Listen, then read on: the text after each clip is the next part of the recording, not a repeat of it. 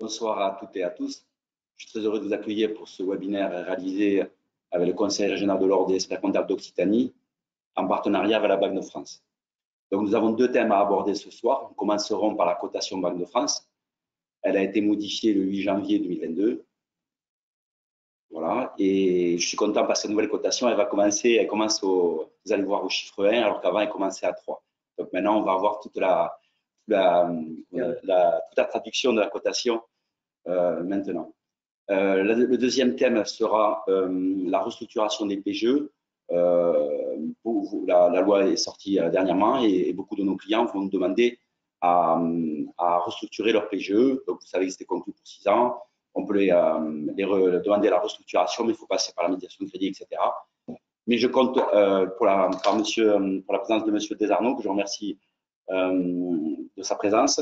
M. Desarnaud est directeur des services économiques à la Banque de France Occitanie. Donc, voilà, je compte sur lui pour nous éclaircir sur le sujet. Au niveau des questions, on fera les questions à la fin de chaque présentation, donc ce sera 2 fois à la fin de chaque partie. Et je me chargerai de traduire les questions auprès de M. Desarnaud. Voilà. Et pour ceux pour lesquels on n'aura pas le temps de répondre aux questions, n'hésitez pas à envoyer un mail au Conseil de l'Ordre, on vous y répondra. Voilà, je souhaite une belle réunion. C'est à vous.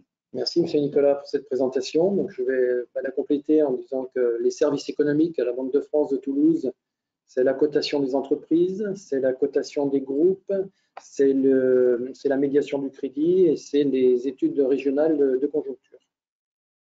Donc, pour ce soir, on va parler de la réforme de la cotation. Vous avez dû en entendre parler l'année passée. Elle est finalement rentrée en vigueur le 8 janvier. Donc, on va reparler pas mal du processus de cotation. Ça fera un rappel, je pense, qui est intéressant pour tout le monde. On va voir aussi là, donc, la nouvelle échelle, le cadre légal et réglementaire, et pourquoi une nouvelle échelle de cotation et finalement à quoi ça sert, même si on aurait pu le voir tout au départ, mais on le verra à la fin, la construction du diaporama est ainsi. Voilà, donc je commence par le processus de cotation. Alors voilà, vous avez au centre de la diapositive un pavé vert qui s'appelle Cotation de la Banque de France à dire d'experts, et au-dessus toutes les informations qui rentrent dans cette base qui s'appelle FIBEN, qui est une base de données à destination des banquiers. Alors qu'est-ce qui rentre dans cette base FIBEN sur les entreprises? Alors des documents qui viennent des finances publiques depuis l'an dernier, mais sinon c'était les experts comptables qui envoyaient les documents comptables à la Banque de France. Depuis un accord passé à la direction des finances publiques, les bilans sont adressés au fil de l'eau à mesure que la direction des finances publiques les reçoit. Donc, on n'a plus besoin de vous solliciter pour les bilans de vos clients. Donc, les entreprises nous donnent aussi des données qualitatives puisqu'on les interroge. Elles nous donnent des informations sur leurs associés. Puis, les groupes, c'est essentiellement l'organigramme, les relations intersociétés. Vous voyez INSEE, tribunaux de commerce, donc c'est toutes les informations, c'est l'état civil de la société, c'est tous les jugements qui arrivent dans la vie de la société, les événements marquants, notamment la perte de la moitié du capital, les dirigeants chaque fois qu'ils changent, les associés. Et les banquiers, eux, nous communiquent les incidents de paiement et faits. Quand il y a une centralisation interbancaire des incidents de paiement, chaque fois qu'un effet n'est pas payé à l'échéance, il est déclaré par le banquier. Les encours de crédit à partir de 25 000 € sont tous centralisés dans une centralisation des risques, qu'on appelle un fichier positif des encours de crédit. Les défauts balois, c'est quand c'est une réglementation bancaire que les banques sont tenues de déclarer les arriérés et les probabilités de paiement compromises suite à des restructurations de crédit notamment.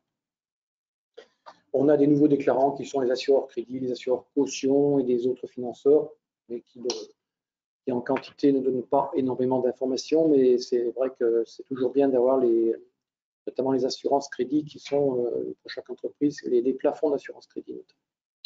Donc à partir de toutes ces données qui sont moulinées à la fois par un logiciel et par un expert de la Banque de France, on sort une cotation. Donc vous voyez à gauche 1000 analystes sur le territoire, 50 000 entretiens de cotation, ce qui représente à peu près 15% du total, puisqu'on a à peu près 300 000 entreprises qui nous remettent des comptes. On établit une cotation qui est communiquée à l'entreprise par courrier. Donc, le courrier est chaîné directement à la cotation. C'est automatisé depuis peu. Donc, l'entreprise reçoit l'information. Et en même temps, à droite, vous avez ceux qui consultent ce fichier. Donc, principalement les banquiers, les assureurs crédit, les assureurs caution, tous les instituts de financement, les assureurs, les mutuelles.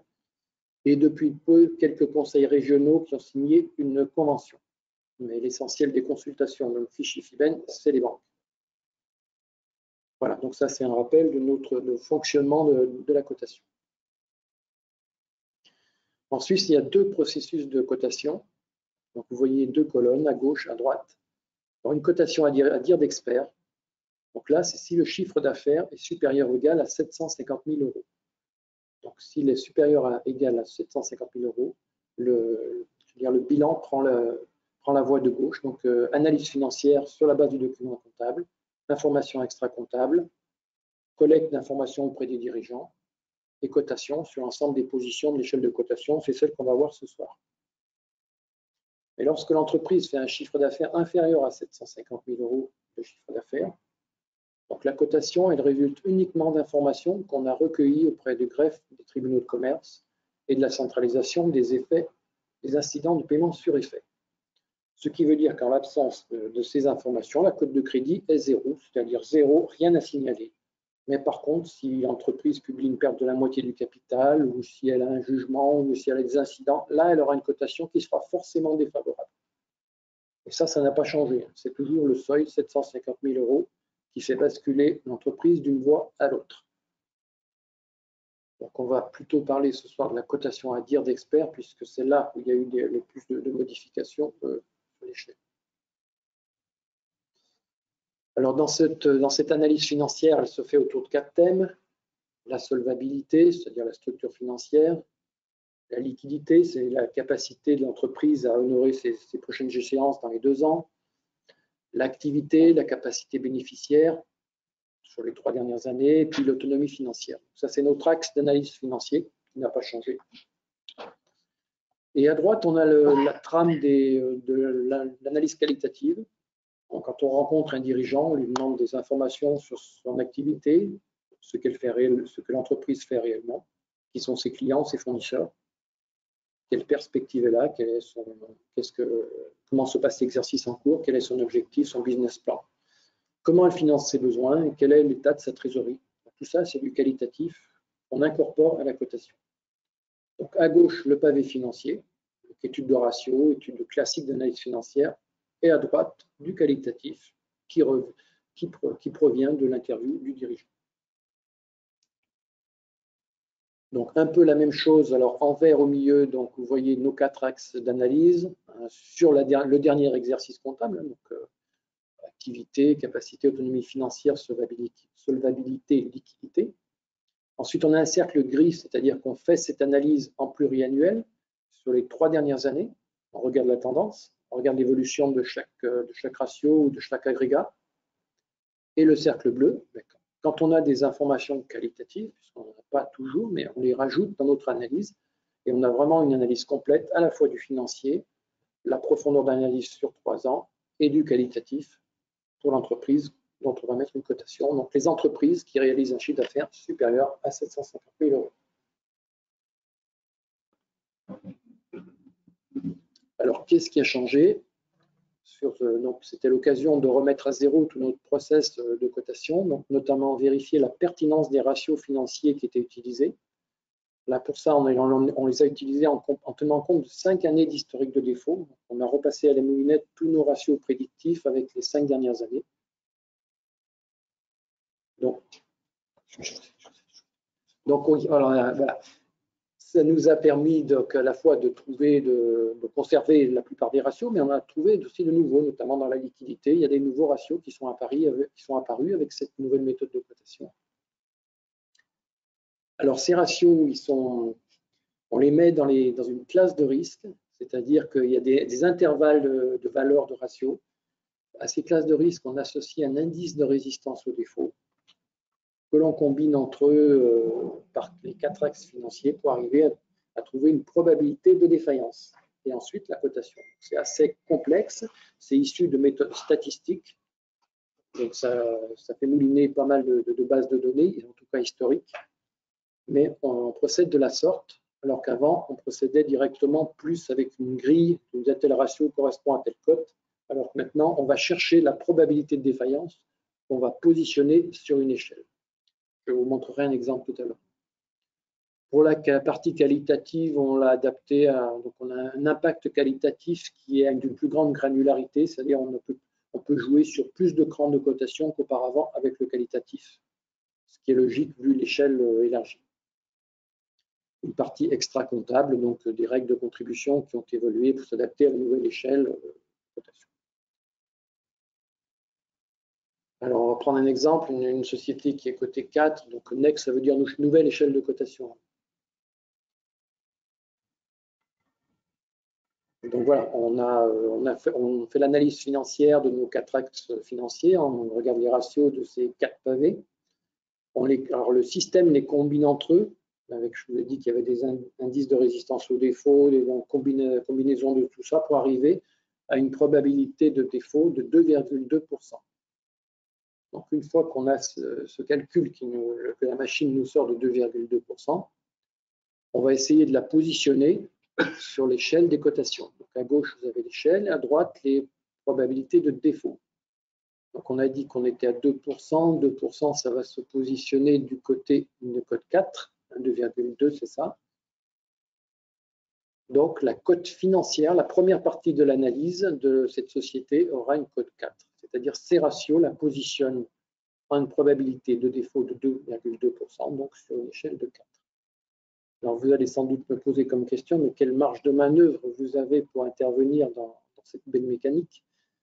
On peut toujours aller voir un ratio s'il est pertinent ou pas, s'il prend en compte des éléments qui n'auraient pas dû l'être, ou s'il prend en compte parfois de l'exceptionnel qui a été déclaré dans le courant, des choses comme ça. On peut les retravailler et on peut les recalculer, si on a l'information, évidemment.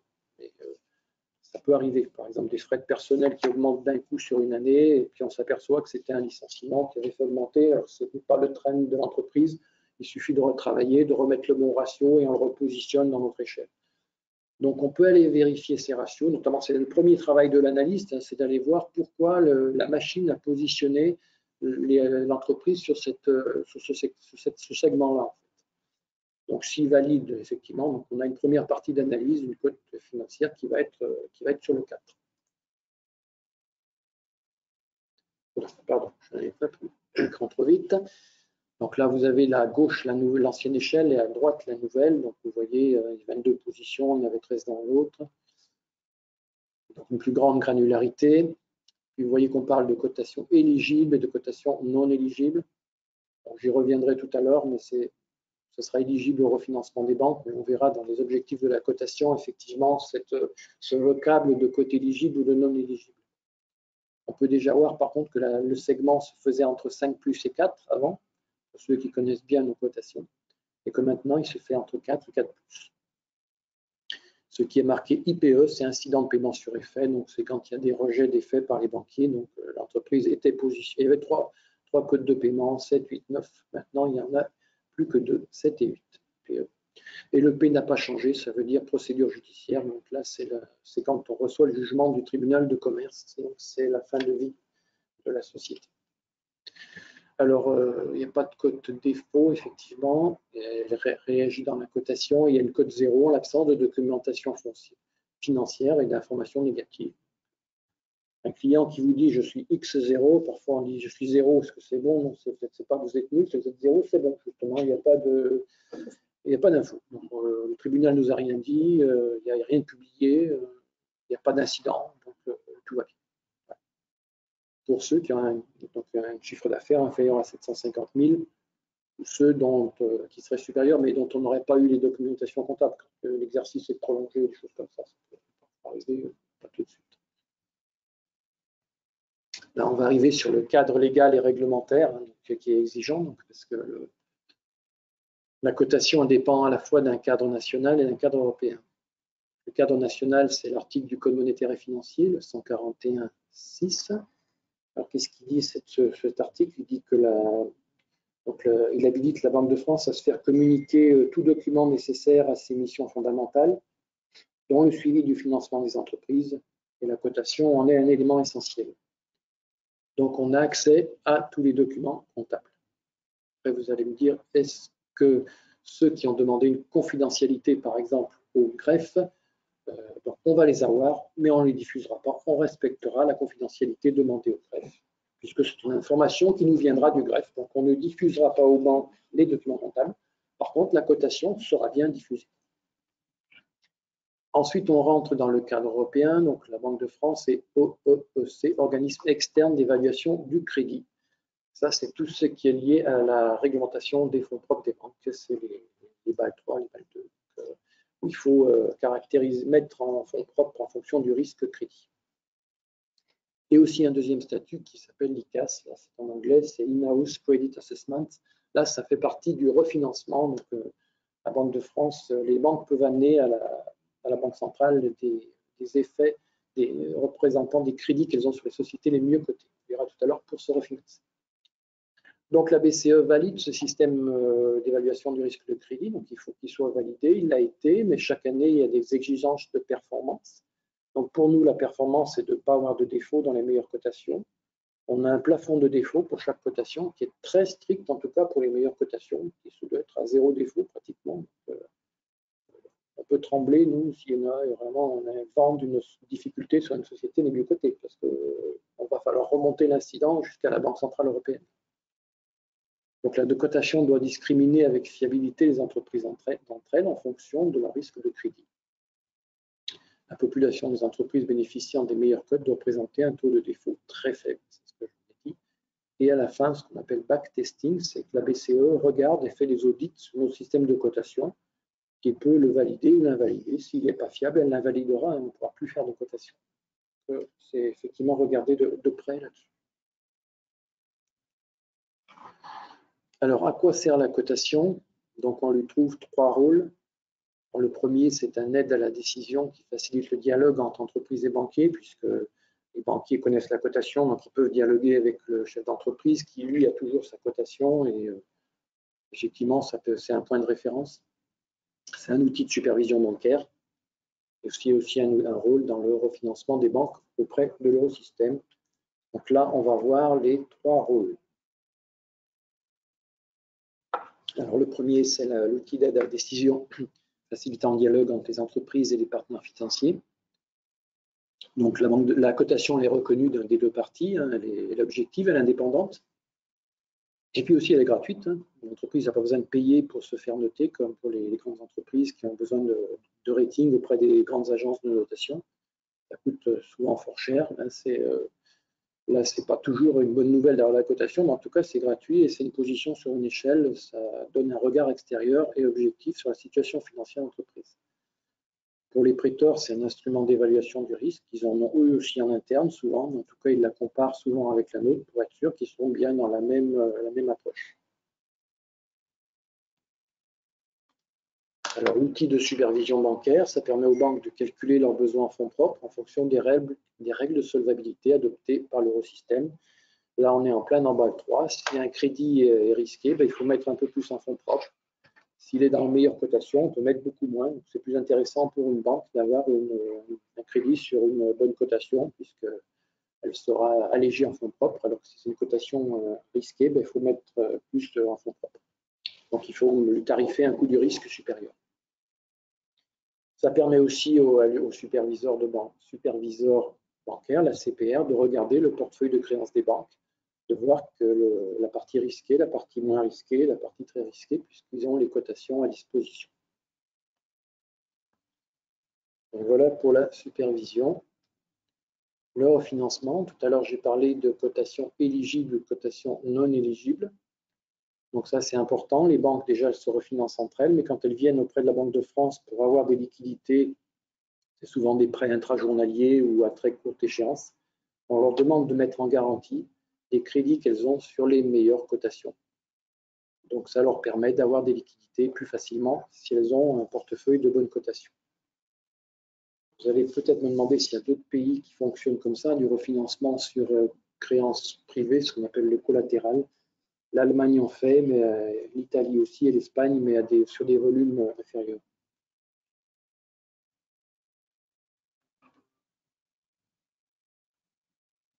Alors, pourquoi on a fait une nouvelle échelle? Simplement déjà pour l'adapter aux standards européens d'évaluation du risque, puisque il fallait de toute façon une échelle plus étendue. Notre échelle ne rentrait plus, était plus compatible avec les normes de qualification du risque au niveau européen. Donc, c'est les CQS, les Credit Quality Steps, c'est les écarts de risque sur les crédits. Donc, il fallait absolument avoir une échelle plus grande. C'était l'occasion de réactualiser à la fois notre méthode, de repasser nos ratios au prisme des défaillances et d'en ajouter des nouveaux. Et puis aussi répartir plus finement nos entreprises sur l'échelle de crédit. C'est vrai que sur l'ancienne échelle, on avait à peu près 50% de l'échantillon qui était concentré autour de la cote 4 et de la cote 5+. Donc là, on aura quand même un étalement sur, je ne sais pas, j'espère toute l'échelle le plus possible. En tout cas, on n'aura plus cette bosse qui était sur la cote 4 et 5+, où on avait un peu du moyen plus ou du moyen moins, mais qui n'était pas très discriminant.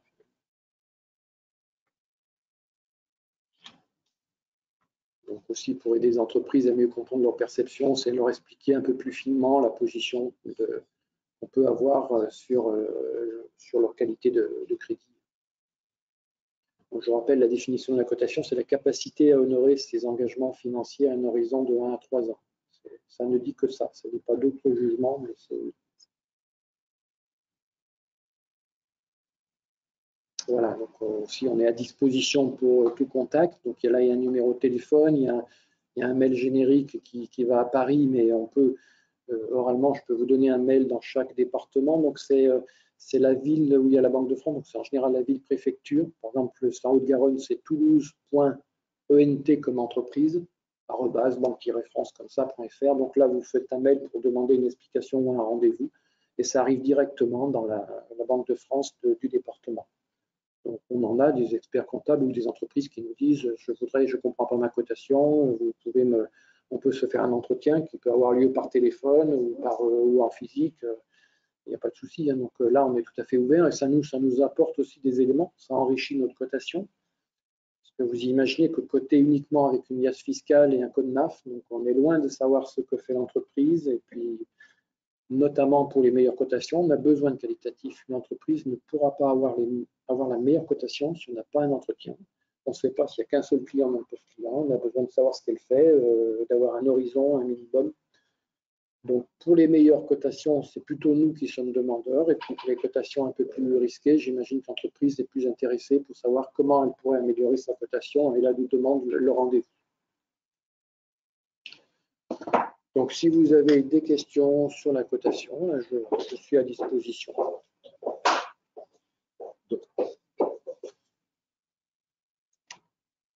Donc, effectivement, merci M. Desarmeaux pour ces explications très claires sur cette nouvelle cotation. Donc, au niveau des questions, on n'en avait qu'une seule pour savoir si on vous envoie le support, bien évidemment. On vous envoie le support. Mon téléphone. On vous envoie le support dès que le webinaire est terminé, bien sûr. On a très bien compris, merci M. Desarmeaux, que cette nouvelle nomenclature était beaucoup plus détaillée avec 22 positions de score et qui se met aux normes européennes. C'est surtout ça le motif essentiel de cette nouvelle cotation. Ce que je n'ai pas précisé, c'est que les cotations des entreprises ont été transposées de l'ancienne cotation à la nouvelle sur un mode théorique intermédiaire. On les a positionnés en milieu de branche, mais à partir de 2022, on refait l'analyse avec notre nouvelle méthodologie. C'est ça. Oui, là, c'est une transposition que vous avez réalisée, intermédiaire un peu, pour pouvoir se caler avec la nouvelle cotation, bien sûr. Très bien. Merci, Pauline. Donc, merci. Donc, si vous avez d'autres questions supplémentaires que vous n'avez pas osé poser ou le temps, n'hésitez pas à les poser par mail à l'ordre et on se fera un plaisir de vous répondre. Donc, nous allons passer à la deuxième partie qui est peut-être encore un peu plus technique, M. Desarmeaux, sur la restructuration des PGE. Je redonne la parole. Merci. On va attendre le diaporama arriver. Oui.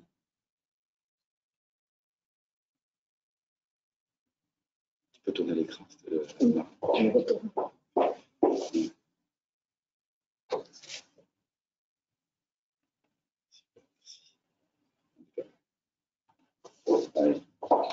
Le voilà. Donc, restructuration des prêts garantis par l'État. Donc, on en a beaucoup parlé. C'est arrivé finalement au mois de janvier sur un accord de place.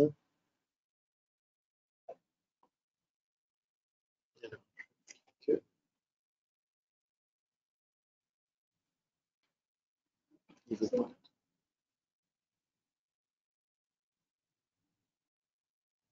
Voilà, merci.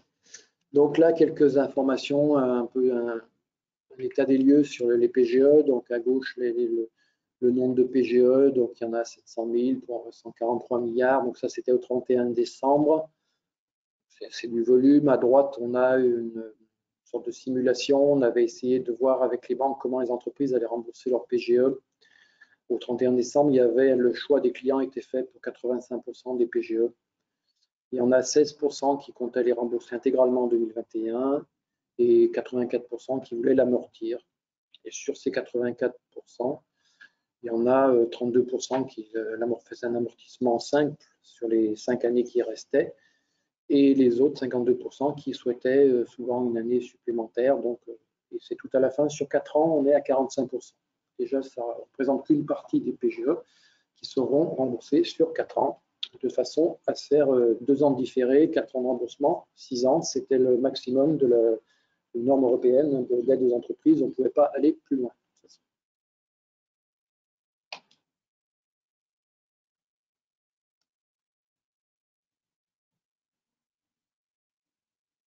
Voilà. Donc, pourquoi prévoir cette procédure de restructuration? Ça fait partie du dispositif d'accompagnement des entreprises, notamment qui était sorti en sortie de crise, l'accompagnement en sortie de crise qui était sorti au 2e semestre de 2021.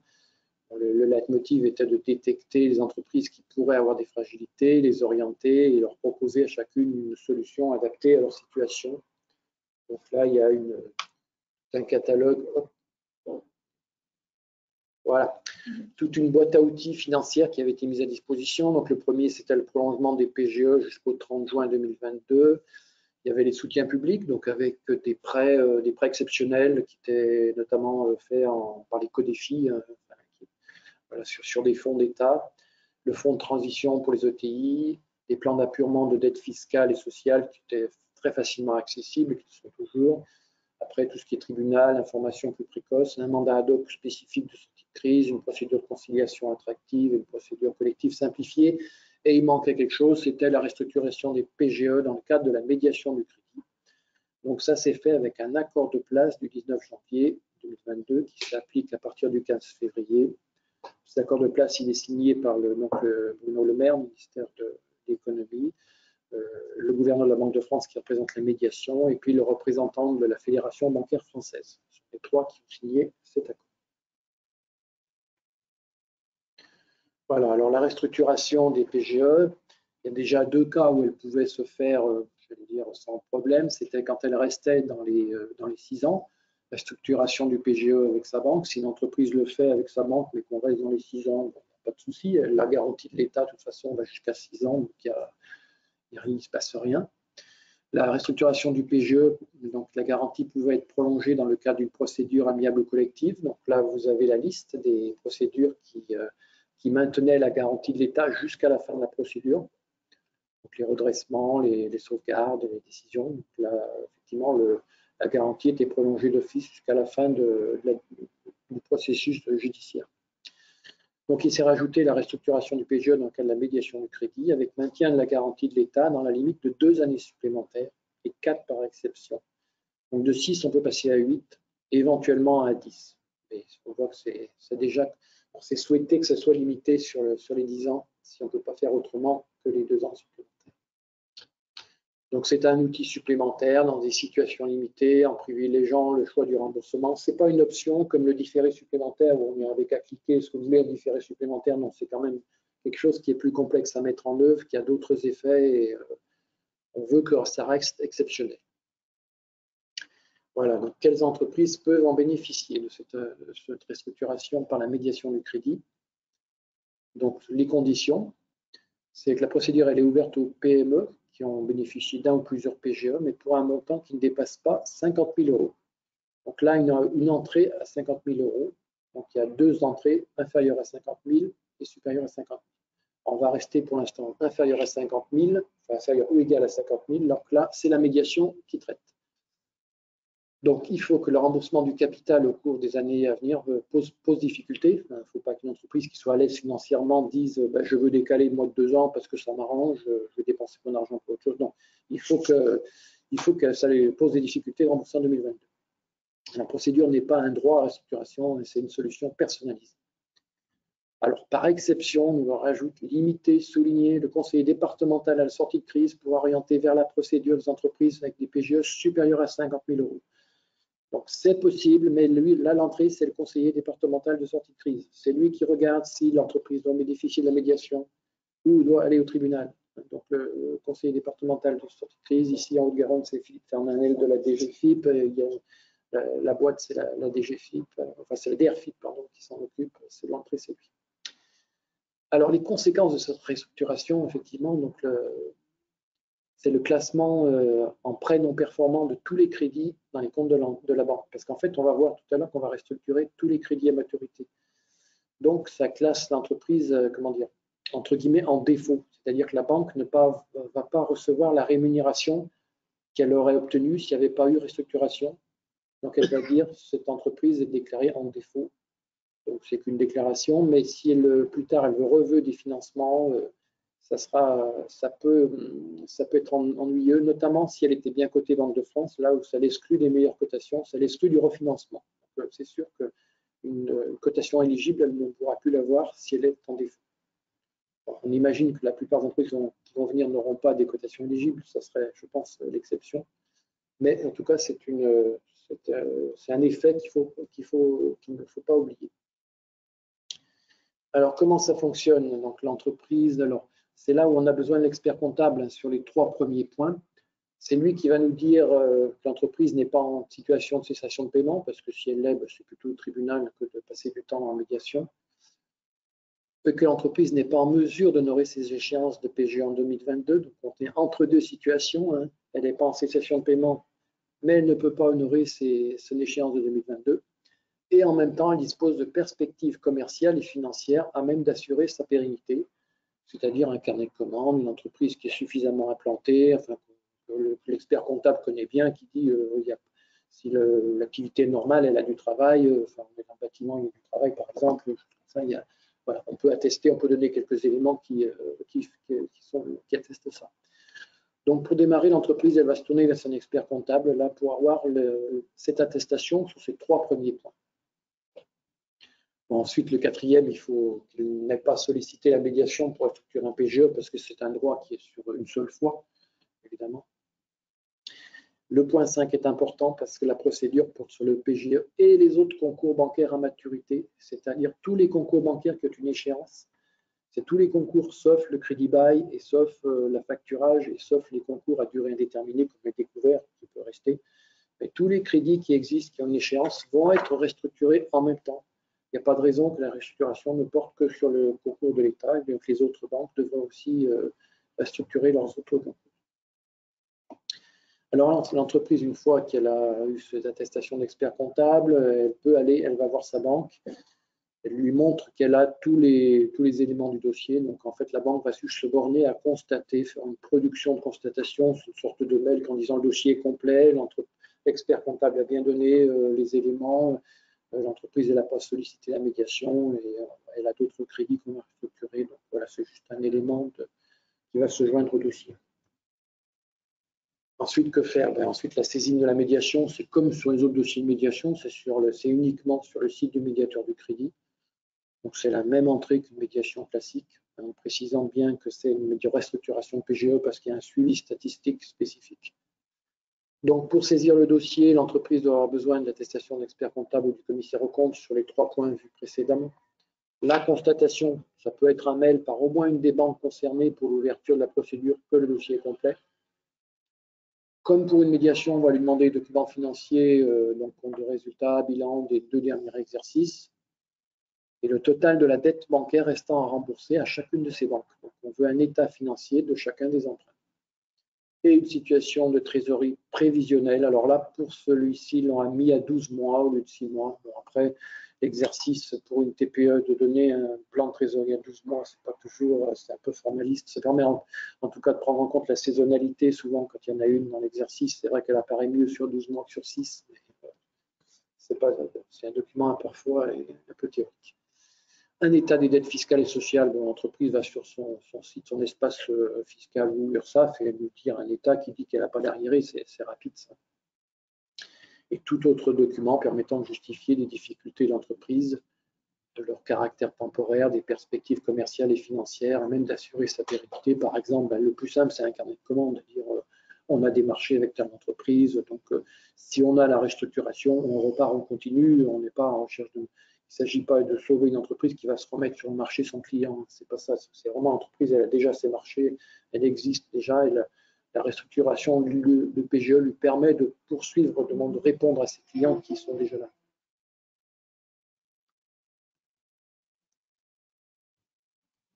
Donc après, que se passe-t-il au niveau de la médiation se prononce dans les 48 heures sur l'éligibilité de la demande? Regarde les critères et la fourniture des attestations. Donc, elle exerce sa mission dans le cadre de l'accord de place de la médiation du crédit qui a été renouvelé au 25 janvier 2021. C'est-à-dire que c'est une médiation. Hein, la médiation ne peut pas imposer aux banques de restructurer. Si la banque souhaite gagner le dernier mot et ne pas intervenir pour cette entreprise, eh bien, on n'y arrivera pas. Hein. C'est une médiation, c'est uniquement une médiation. L'intérêt quand même, c'est que ça permet de faire examiner le dossier par une autre personne que le chargé de dossier habituel de la banque. C'est souvent examiné en deuxième niveau par des spécialistes un peu des risques voilà, qui reprennent le dossier. Donc c'est un deuxième regard en tout cas. La médiation apporte souvent un dernier regard et en plus, elle garantit le maintien des encours pendant la procédure de médiation. Ça, c'est important aussi. Notamment quand il y a des dénonciations de découvert ou autres, la médiation fige jusqu'à la fin de la médiation les concours qui sont attribués à l'entreprise. Donc la médiation va porter sur l'ensemble des concours bancaires, encore portant une maturité dont bénéficie l'entreprise, PGE compris, qui devront tous être restructurés. Donc, à tout moment, la médiation peut réorienter vers la conseiller départementale à la sortie de crise, s'il y a besoin notamment d'une aide complémentaire que l'État peut faire ou d'un dispositif qui existe mais dont la maîtrise est faite par l'État, on peut compléter avec ces dispositifs-là. Et si on s'aperçoit qu'il y a par exemple beaucoup d'arriérés fournisseurs dont la médiation n'est pas concernée par les fournisseurs, donc là c'est le tribunal qui sera plus efficace avec une conciliation. Donc la médiation ne contactera pas les fournisseurs. De toute façon. Donc le médiateur ne peut conclure sur un accord de restructuration qu'avec l'accord unanime de l'entreprise et de ses créanciers bancaires. C'est une sorte de conciliation, mais uniquement bancaire, y compris s'agissant des concours court terme. Est-ce qu'ils sont maintenus ou pas? Ça, il faut le préciser.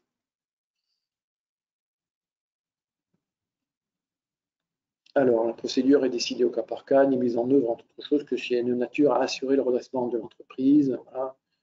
Le médiateur s'assure que l'accord sur lequel se conclut la procédure représente un effort équilibré pour tous les créanciers, pour toutes les créances, le PGE compris.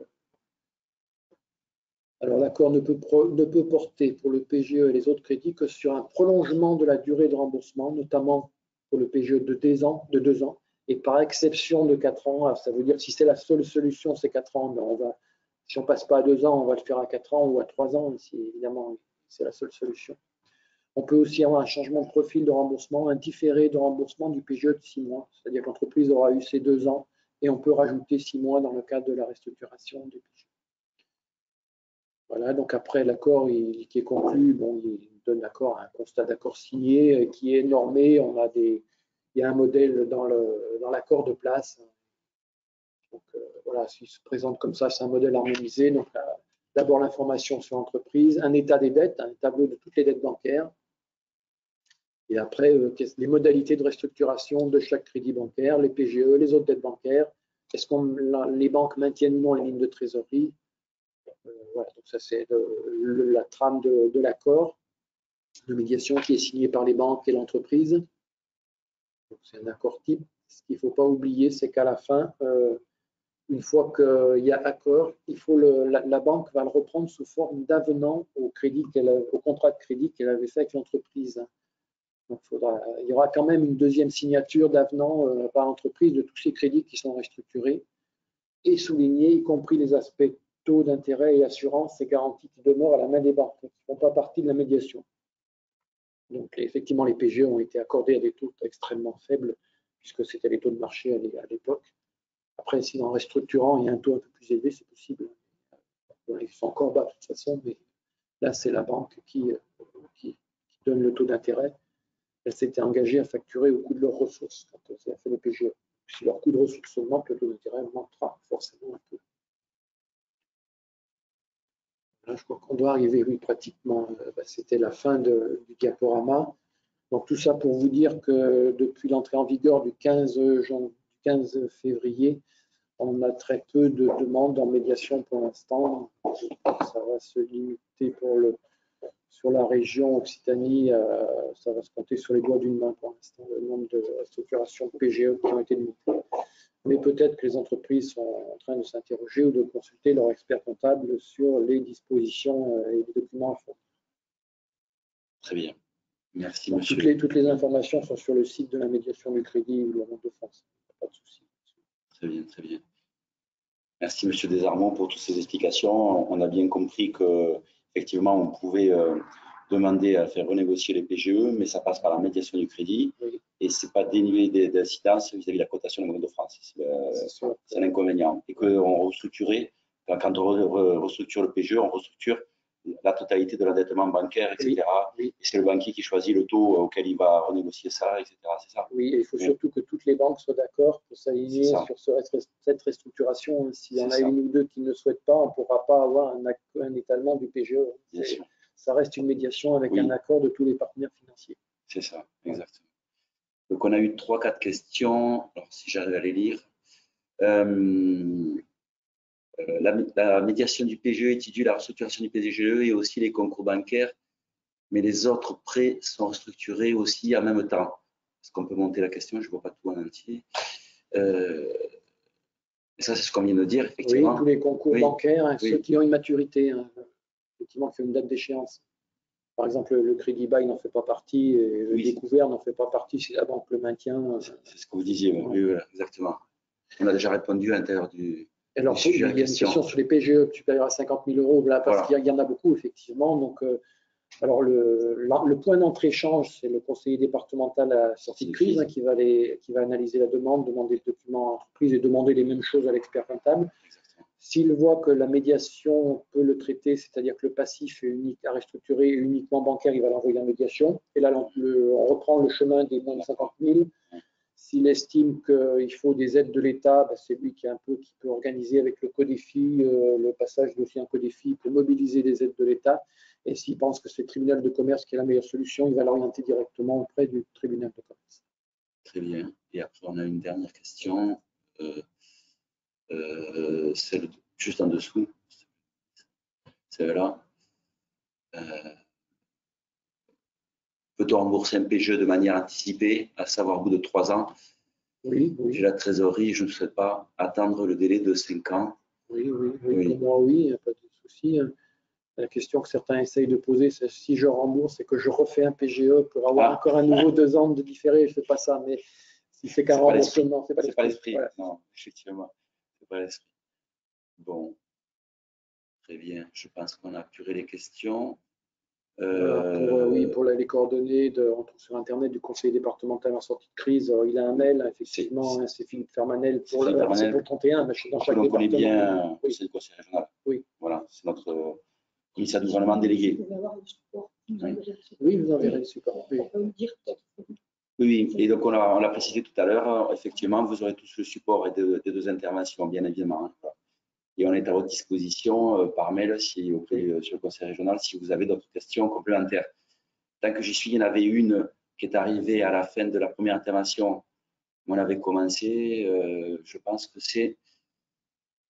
Ah oui, la cotation va-t-elle prendre en compte l'endettement PGE par rapport à l'endettement classique?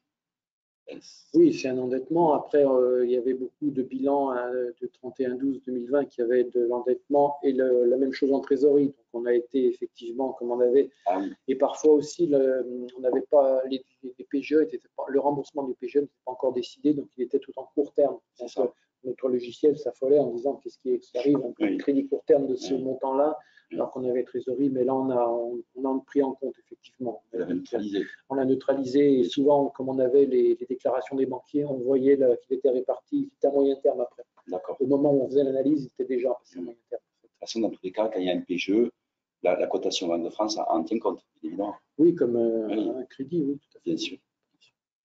Dans le calcul des ratios, effectivement, d'endettement, mais après, si on raisonne en endettement net et que l'entreprise n'a pas utilisé, donc il est en trésorerie, donc il est déduit. S'il a été utilisé, ben, c'est comme un prêt. Exactement. Voilà. Donc, je crois que c'est fini pour les questions. On est un peu à l'avance, ça veut dire que vous avez été très efficace, M. Zarmon, je vous en remercie. On était 113 inscrits ce soir, donc je remercie l'ensemble de la profession qui s'intéresse à ce sujet. Donc, la modification de la cotation Banque de France depuis le 8 janvier 2022, et 2, pour la structuration des PGE pour nos clients. Donc, je vous remercie, M. Desarmeaux, pour cette brillante intervention.